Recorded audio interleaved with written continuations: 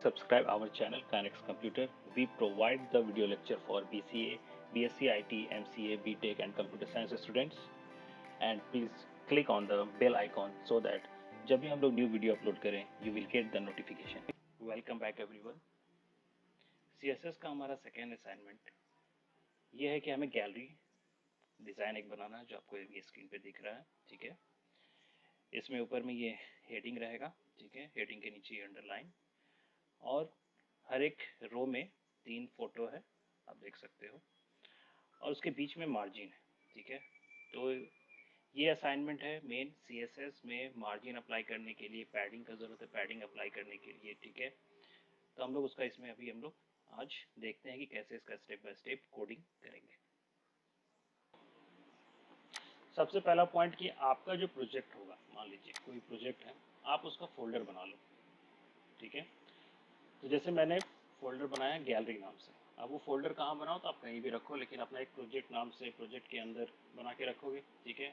इसके बाद बहुत लोग प्रोजेक्ट में भी ज्वाइन करेंगे, तो उनको ऐसे एक जगह रखना है सारा कोड को, ठीक है। तो ये एक मान लीजिए कि मेरा गैलरी नाम से मेरा प्रोजेक्ट है, तो मैंने उसका फोल्डर बना लिया।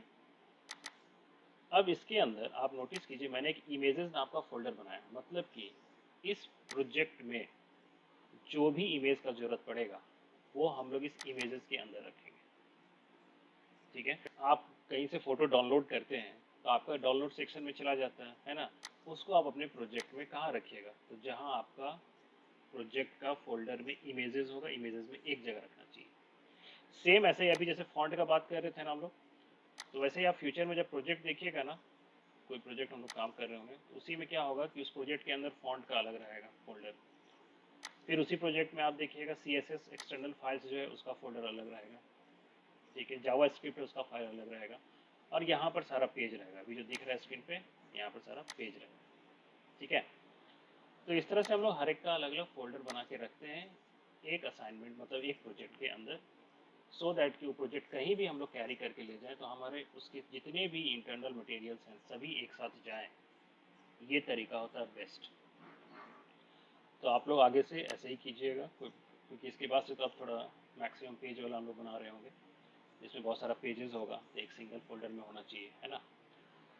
तो अब चलिए इस इमेजेस में क्या होता है, एक और चीज़ दिक्कत करता है कि इमेज में जब आप डाउनलोड करते हैं ना, तो जैसे ये डाउनलोड हम किए हैं तो व्हाट्सएप इमेज करके आ रहा है, ये व्हाट्सएप इमेज करके आ रहा है, ठीक है। बट मैंने फिर रीनेम किया चीज़ों को, देखिए मैंने रीनेम किया। तो वैसे ही हम लोग रीनेम करके रखें तो हमारे लिए बेस्ट होता है, क्योंकि इतना बड़ा बड़ा नाम हम लोग फिर वहाँ पर देंगे फाइल में, ये प्रोजेक्ट पॉइंट ऑफ व्यू से मैं आप लोगों को बता रहा हूँ, तो दिक्कत होता है, ठीक है। तो इसीलिए बेस्ट होता है कि आप क्या कीजिए, प्रॉपरली एक नाम रखिए जिस पर्पज़ के लिए है, इमेज 1 इमेज 2 रख दे तो ईजी रहेगा नाम लिखना भी हमारे लिए, है ना। तो ये हमने ले लिया एक इमेजेस, किस फोल्डर के अंदर है, इमेजेस के अंदर, ठीक है। और हमारा फाइल कहाँ बनेगा, हमारा फाइल यहाँ पर बनेगा, ठीक है। तो यहाँ पर जो फाइल बनेगा, तो इस फाइल को हम यहाँ पर फ्रेश ओपन करते हैं, नया एक फाइल लेते हैं हम, न्यू, इसको हम सेव एज कर देते हैं। पहले सेव एज करके मेरा जो गैलरी है जहाँ भी होगा वो गैलरी में उसके अंदर गया, और यहीं पर मैं वो फाइल बनाना चाह रहा हूँ, पहले से भी एक बना हुआ है, मैं इसी में भी गैलरी 1 नाम देता हूँ, ठीक है, .html। तो एक फोल्डर है मेरा प्रोजेक्ट जिसका नाम है गैलरी, उस गैलरी के अंदर इमेजेस फोल्डर है, उस गैलरी के अंदर बाकी फाइल्स रहेंगे, ठीक है, प्रोजेक्ट के। चलिए लेट्स स्टार्ट। सबसे पहले हम क्या करते हैं, सिंपल HTML टाइप किए, ठीक है, ऑप्शन आ गया, पुल डाउन किए, सारा ऑप्शन दिखा गया, ठीक है। यहाँ पर हम लोग हेडिंग लिख देते हैं गैलरी करके, ठीक है। अब देखिए फिर वही बात है, CSS आप बाद में सोचिए क्या लिखना है, पहले हम लोग ये सोचें कि हम लोगों को फोटो को प्लेस करना है, ठीक है। अब फोटो प्लेस के लिए हम लोग क्या पढ़े हैं, हम लोग पढ़े हैं IMG टैग, सभी लोग पढ़े हैं IMG टैग, है ना। तो IMG टैग टोटल हम चाहते हैं, डिज़ाइनिंग के हिसाब से आप देख रहे होंगे कि डिज़ाइनिंग के हिसाब से है हर एक में 3-3 फोटो आ रहा है, ठीक है। तो 3 फोटो के हिसाब से जितना फोटो हम डाल रहे होंगे, 3-3 का अगर बाइफरकेट कर रहे हैं और हमको 4 रोज चाहिए, तो हमको 12 फोटोज चाहिए होगा, ठीक है। तो मान लीजिए कि अभी हम 3 रो ही रखना चाहते हैं, तो हमको फोटो चाहिए होगा 3 3 4 9 फोटो चाहिए, ठीक है, 9 फोटोज। अब एक और चीज़ सीखिए, इसका मतलब मुझे इमेज IMG टैग जो है 9 बार लिखना पड़ेगा, यहाँ पर SRC ये सब लिखना पड़ेगा, है ना। तो सब लाइन का एक और फायदा आज देखिए आप लोग, सब लाइन में मैं क्यों यूज कर रहा हूँ। कम से कम 9 मुझे फोटो प्लेस करना, और 9 का सिंटैक्स एक ही है, IMG करके स्टार्ट हो रहा है, ठीक है। तो सब लाइन के थ्रू मैं एक ही जगह टाइप करूंगा तो वो 9 में लिखाएगा, ऐसा इसके साथ फैसिलिटी है, ठीक है। कैसे है, तो करना ये है कि अभी जहाँ सेलेक्ट किया हुआ है, अभी आपको दिख रहा है ब्लिंक कर रहा है, उसके बाद कंट्रोल की दबाएंगे, ठीक है। उसके बाद आगे आप क्लिक करेंगे, तो उसके आगे अब यहाँ क्लिक हो रहा है। एक काम करते हैं, हम लेफ्ट से स्टार्ट करते हैं यहाँ से, ठीक है। ये जहाँ भी अभी दिख रहा है ब्लिंक हो रहा है, कंट्रोल दबा के रखेंगे हम कंट्रोल का की, ठीक है, और उसके नीचे क्लिक करेंगे, तो नीचे भी देखिए सेलेक्ट हो गया। फिर उसके नीचे करेंगे 3 हो गया, फिर उसके नीचे 4 5 6 7 8 9, मुझे 9 इमेज टैग लिखना था, तो मैंने 9 बार ऐसे सेलेक्ट कर दिया, ठीक है। अब मैं सिर्फ एक ही बार टाइप कर रहा हूँ, तो वो हर जगह टाइप होगा, देखिए।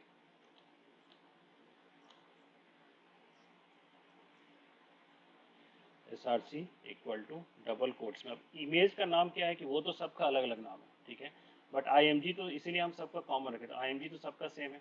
उसके बाद ना 1 2 3 4 चेंज हो रहा है, तो वो हम लोग को अलग से करना पड़ जाएगा, ठीक है। इसलिए उसको भी हम स्किप कर रहे हैं, उसको भी हम लोग यहाँ पर सेट करेंगे। लेकिन उससे पहले इमेज एक्चुअली जहाँ फाइल है ये gallery1.html, वहीं पर इमेज नहीं है, उसके अंदर एक फोल्डर है इमेजेस बोल के, उसके अंदर है। तो पाथ देने का तरीका तब क्या होगा वो सीख लीजिए आप लोग। इमेजेस लिखाएगा, क्योंकि फोल्डर का नाम हम क्या दिए, इमेजेस, उसके अंदर वो IMG है, तो इमेजेस करके स्लैश का साइन दे दीजिएगा, ठीक है। तो वो इमेज आपका वहाँ पर सेट हो गया। उसके बाद हमको अभी राइट बढ़ना है, तो कंट्रोल का की प्रेस करके राइट साइड वाला जो की होता है कीबोर्ड में, उसको आप क्लिक कीजिएगा तो आगे बढ़ेगा, एक साथ सारे को कवर करेगा, ठीक है। और अब हम लोग को यहाँ पर स्पेस देके, इसके अंदर अभी हमको और कुछ नहीं करना है, मैं सिर्फ यहाँ पर ऐसे क्लोज कर रहा हूँ।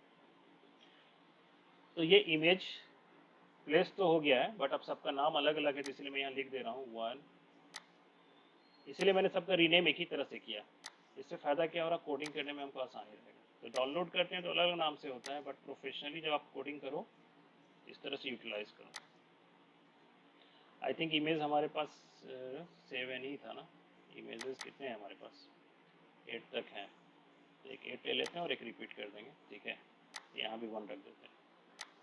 मान लीजिए हमने इमेज प्लेस कर दिया, इसको हम लोग पहले रन करा के देखते हैं कि इसका क्या दिख रहा है। मिस्टेक हो गया, सबके आगे एक्सटेंशन कोड होता है ना, JPG लगा हुआ रहता है, वो हम लोग नहीं दिए हैं। तो अब मुझे सब में .jpg लिखना, तो अलग अलग जाके नहीं लिखेंगे, क्या करेंगे, फिर से हम कंट्रोल की प्रेस करेंगे और सबका कॉर्नर में यहाँ सेलेक्ट करते जाएंगे जहाँ हमको चेंज करना है, ठीक है। उसके बाद .jpg सेव, रिफ्रेश करते हैं। तो अब जब रिफ्रेश किए तो जो फोटो का जैसा साइज है, ठीक है, उस हिसाब से यहाँ पर बड़ा बड़ा दिखेगा, कोई बड़ा साइज है तो बड़ा दिखेगा, ठीक है। इधर राइट लेफ्ट हो रहा होगा, क्योंकि ये एक्चुअल साइज है, हम लोग ना कुछ इसमें विड्थ दिए हैं ना हाइट दिए हैं, तो रैंडमली जो जितने साइज का वो इस तरह से दिख रहा है।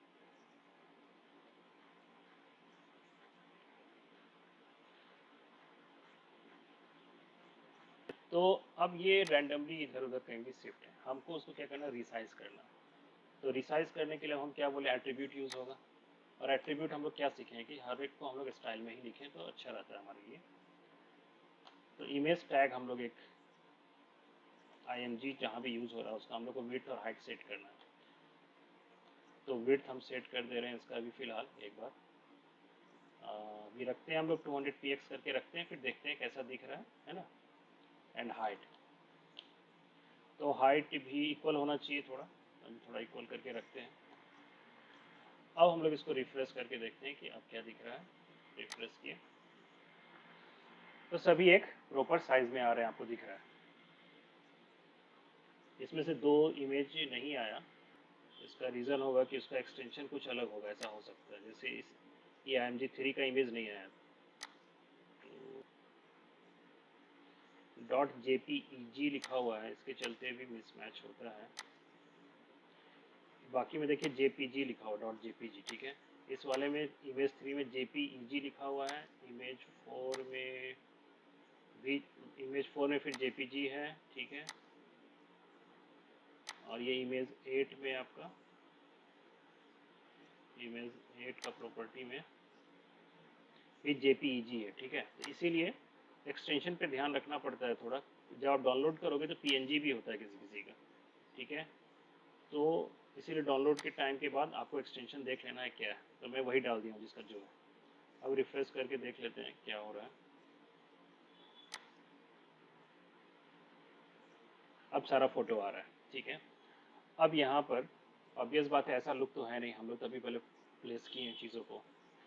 सबसे पहला देखिए एक चीज़, हर फोटो के बीच में एक गैप है बाय डिफ़ॉल्ट, ये हमने नहीं दिया है, ऑलरेडी एक मार्जिन दिख रहा है, ठीक है। तो ये मार्जिन जो है, ये इमेज टैग जो है उसका एक तरह से प्रॉपर्टी है, ठीक है। वो ब्राउज़र के साथ ऐसे ही बिहेव करता है। तो बाय डिफ़ॉल्ट अगर वो अपना खुद का ले रहा है मार्जिन, तो उससे हो सकता है कि हमारे डिज़ाइनिंग में थोड़ा फ़र्क पड़ जाए। सबसे पहले हम लोग इस मार्जिन को हटा देंगे जो इसका ऑलरेडी है। उसका तरीका क्या है? तो उसका तरीका ये है, हम लोग पढ़े थे फ्लोट करके, फ्लोट लेफ्ट, ठीक है। तो जैसे हम लोग फ्लोट लेफ्ट करेंगे, रिफ्रेश करेंगे, तो आप देखिएगा सब एकदम अटैच्ड हो गया, गैपिंग नहीं है, किसी फोटो के बीच में गैप नहीं है। ये जिसमें दिख भी रहा है गैप, ये एक्चुअली फोटो ही ऐसे खींचा हुआ है, बट रेस्ट सब सटा हुआ है एक दूसरे से, ठीक है। अब इसमें हम लोग अपना लॉजिक अप्लाई करना चाहें कर सकते हैं, और वो मेरा इफेक्ट भी करेगा एग्जैक्टली, क्योंकि कैलकुलेटिव है ना थोड़ा, कि 3 ही चाहिए, कितना मार्जिन लेना है, तो थोड़ा कैलकुलेशन करके हम लोग चीज़ों को डालते हैं। तो मैंने फ्लोट लेफ्ट कर दिया, ठीक है, एक काम खत्म हो गया। नेक्स्ट काम क्या है? तो नेक्स्ट काम ये है कि आपको हर एक के बीच में, ठीक है, हर एक रो में 3 ही चाहिए, 3। तो 3 करने का तरीका क्या हो सकता है? 3 करने का तरीका ये हो सकता है कि आप परसेंटेज पे काम करो। विड्थ जो है ना, हाइट तो चलो मान लो फिक्स है, बट विड्थ आप क्या करो, परसेंटेज पे करो काम। तो पूरा स्क्रीन 100% है और 3 फोटो है, ठीक है। तो हम अभी तीनों फोटो को 30% दे दें, मतलब कि हर इमेज का विड्थ साइज कितना हो जाएगा, 30%। तो किसका 30%? तो स्क्रीन का 30% पे वो दिखेगा। तो अब अगर हम 30% करें और रिफ्रेश करें, तो हर एक में सिर्फ 3 ही फोटो दिखेगा, ठीक है। पहला स्टेप्स क्लियर हुआ। सेकेंड स्टेप्स, बाकी 10% तो बच गया, ठीक है। तो ये असाइनमेंट देने का यही सब पर्पस है कि आप ऐसे कैलकुलेटिव करके अपने डिज़ाइनिंग को आप चेंज कर सकते हो। और इस परसेंटेज देने से फ़ायदा क्या होता है पता है आपको? फ़ायदा ये होता है कि जब मैं छोटा कर रहा हूँ ब्राउज़र को, आप देखिए, तो ऐसा नहीं है कि फ़ोटो नीचे शिफ्ट हो रहा है, फ़ोटो मेरे ब्राउज़र के साइज़ के हिसाब से छोटा बड़ा हो रहा है, ठीक है। तो हम लोग को पता है कि हमारा वेबसाइट जो है वो होना चाहिए क्या, फ्लेक्सिबल, ठीक है। नहीं तो अगर परसेंटेज नहीं लिखेंगे तो वो क्या होगा कि हम जब ऐसे करेंगे अंदर, तो वो अंदर अंदर शिफ्ट हो जाएगा। जैसे नीचे देखो, हाइट के बारे में, हाइट तो फिक्स है ना, वो नीचे हो रहा है। मैं अगर इसको छोटा भी करूँ नीचे से, तो वो अंदर ढकाते जाएगा। बट विड्थ के साथ क्या हो रहा है, विड्थ की इमेज छोटा हो रहा है, क्योंकि हमने लिखा है 30% ऑफ दैट स्क्रीन साइज। तो ये हम लोग डिज़ाइनिंग में यूज़ करते हैं, ठीक है। एंड ये जो 10% बचा है, इसका हम लोग यूज़ करेंगे मार्जिन के लिए, ठीक है। तो चलो डिज़ाइनिंग के हिसाब से, ये जो हमारा डिज़ाइन है पहले से बना हुआ, इसमें आप मार्जिन देखो कि हर फोटो के बीच में मार्जिन है, ठीक है। नीचे ये फोटो देख लो, हर फोटो के बीच में क्या है, मार्जिन दिया हुआ है, ठीक है। तो मार्जिन को हम लोगों को समझना है कि मेरे पास 10% ही बचा हुआ है टोटल, ठीक है। तो टोटल मार्जिन कहाँ कहाँ है? तो सबसे लेफ्ट में मार्जिन है, फिर इस फोटो के राइट में मार्जिन है, फिर जो बीच वाला फोटो है उसका फिर लेफ्ट में मार्जिन है, ठीक है। फिर इस फोटो का राइट में भी मार्जिन है, इस फोटो का लेफ्ट में मार्जिन है, और लास्ट में मार्जिन है। टोटल मार्जिन है 1 2 3 4 5 एंड 6। मतलब आपको 6 मार्जिन देना है एक तरह से, और इक्वल होना चाहिए, है ना। तो मोटा मोटी आप ऐसे समझो, मेरे पास 10% बचा है, ठीक है। तो 10% का आप डिवाइडेड बाई 6 करो, तो मोटा मोटी क्या होगा, डिवाइड बाई 6 करेंगे तो 1.66 आ रहा है। तो हम लोग अगर,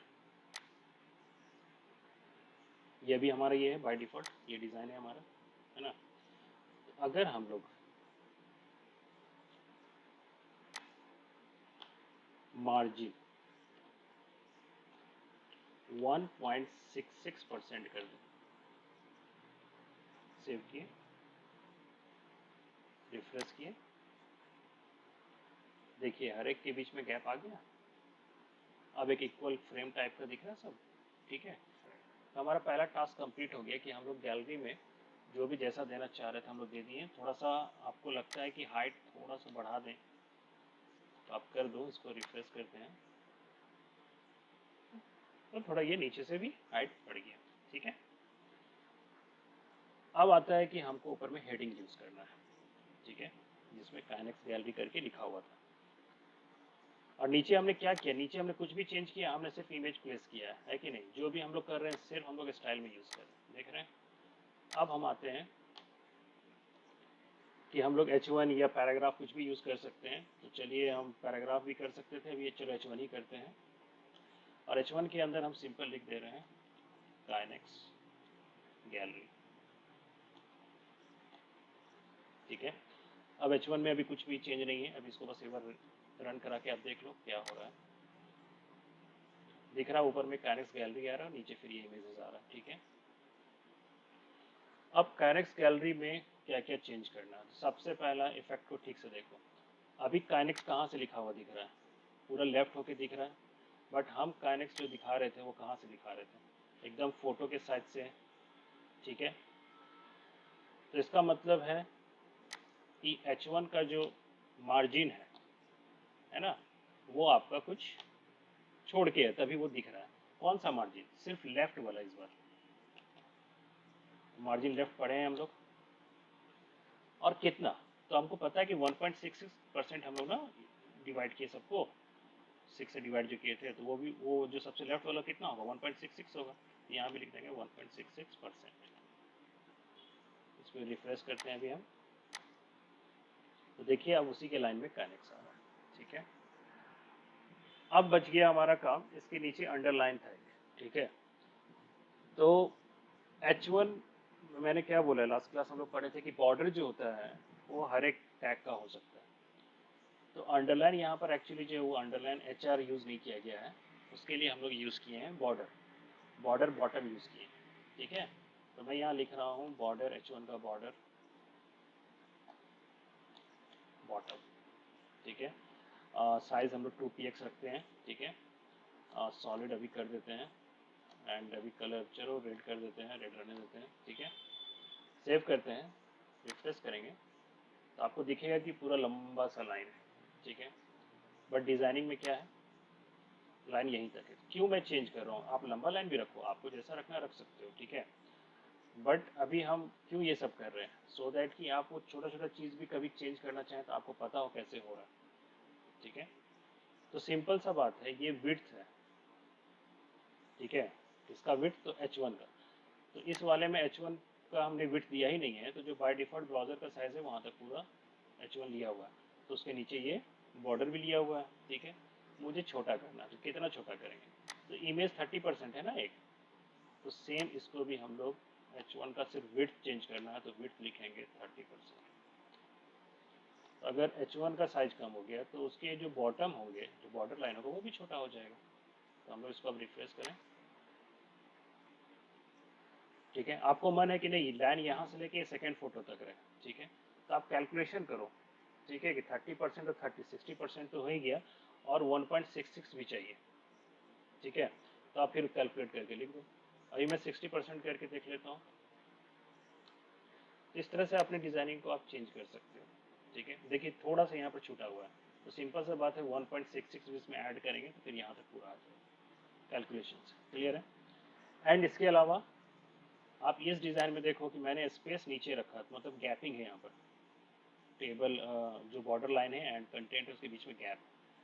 तो उसके लिए हम लोग क्या पढ़े, हम लोग को पता है, हम लोग इंस्पेक्ट करेंगे तो गैपिंग है, इसका मतलब वहाँ पर क्या है, तो गैपिंग है तो इसका मतलब वहाँ पर आपका H1 में देखिए वहाँ पर ग्रीन कलर आ रहा है कंटेंट के ब्लू कलर के बाद, तो ग्रीन कलर मतलब पैडिंग होता है सिंपल। और जो ये पिंक था वो आपका क्या था, मार्जिन था। तो आप देखिए H1 इज अ एलिमेंट, तो मैं H1 को भी सेलेक्ट किया हूँ तो आपको साफ साफ ब्लू में दिख रहा है। उसके बाद नीचे बॉर्डर भी दिख रहा है, आसपास में मार्जिन भी दिख रहा है, और ग्रीन मतलब कि नीचे साइड में सिर्फ ग्रीन है, इसका मतलब है पैडिंग नीचे साइड किया हुआ है। ठीक है, तो कुछ पिक्सल किया हो गया तभी नीचे हो रहा है। तो एकदम इस तरह से आप कहीं का डिजाइनिंग भी देखना हो ऐसे ही देखो और फिर अपना में अप्लाई करो आप। ठीक है, क्योंकि डिजाइनिंग ऐसा चीज़ है कि कहीं कहीं हम लोग कहीं से कॉपी भी करते हैं, नो डाउट कोई अच्छा लगा डिज़ाइन, बट आप फिर अपना उसमें आप इनोवेशंस डालो। ठीक है, तो मान लीजिए मुझे अब ये नीचे करना है लाइन। ठीक है, तो मैं क्या करूँगा, एडिंग बॉटम यूज़ कर लिए क्योंकि सिर्फ बॉटम में चेंज हो रहा है ना।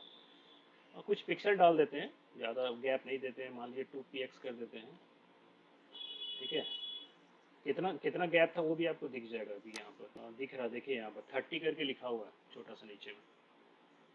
ठीक है, मतलब 30 पिक्सल लंबी है, तो कितना गैप है वो भी लिखा हुआ है मार्जिन में, सबका कैलकुलेशन एक हाफ करके। चलिए तो फिलहाल हम लोग 20px करके रखते हैं, ज़्यादा नीचे भी नहीं करते हैं इसको। और उसके बाद हमारा ये जो डिज़ाइन है इसको हम लोग रिफ्रेश करते हैं, तो आपका ये अब थोड़ा नीचे करके भी आ गया। ठीक है,